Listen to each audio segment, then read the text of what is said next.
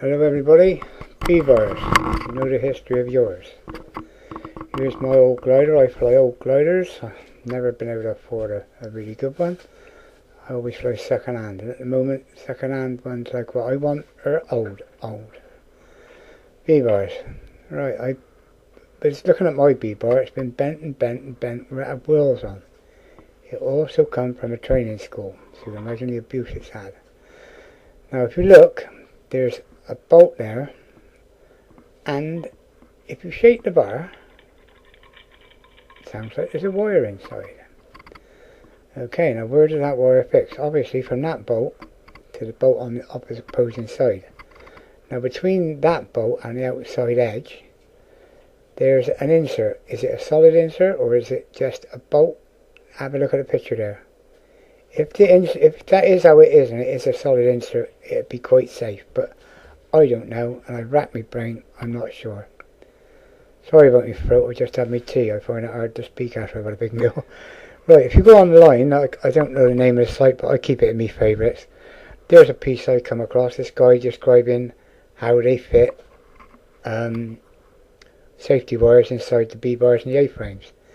This is great because he's doing it for a straight one, a bit like the Clubman one I got. But now, how did they fit? If you read this article, how did they fit those two solid inserts inside of a B-bar? Because you couldn't push it in too far and then put it back to the right position, if you get what I mean, because of the bend. Either that or they might have did it how I showed you on a little diagram and put it in before they bent the B-bar. That's the only way I could see they've done it. Okay, so I've decided I've got to make two little wires because I don't trust my B-bar. I doubt if it'll ever go, but I'm not going to fly around the skies with fears of it breaking. And if you go online and read up on the subject, they do break by all accounts.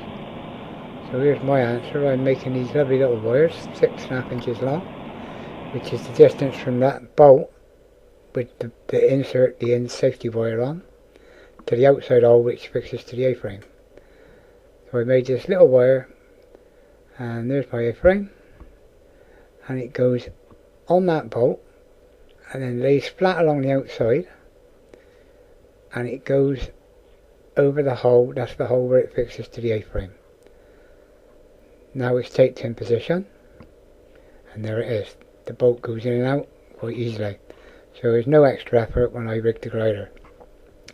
In a minute you'll see how that goes on to the glider with the Calypso. The Calypso is there it is. That's how it's fitted.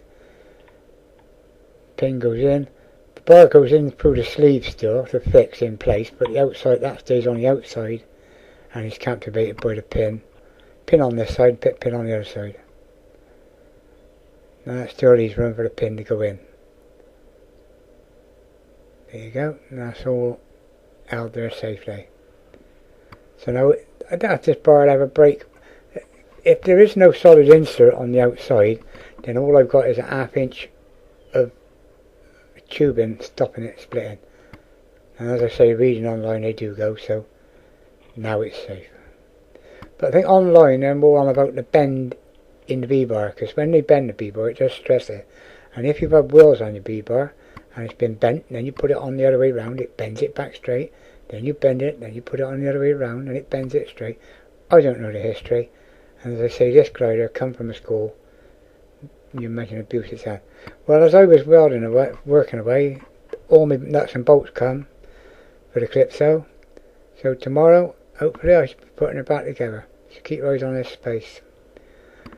Yeah, I hope you noticed the B-bar's on it the wrong way, but that was so as I could show you, take the video to show you how the B-bar is going to be fitted. Never mind. That's on so as I could film it. Okay, I hope you enjoyed it all. I'm a bit over the top. Always over engineer. Cheers mates.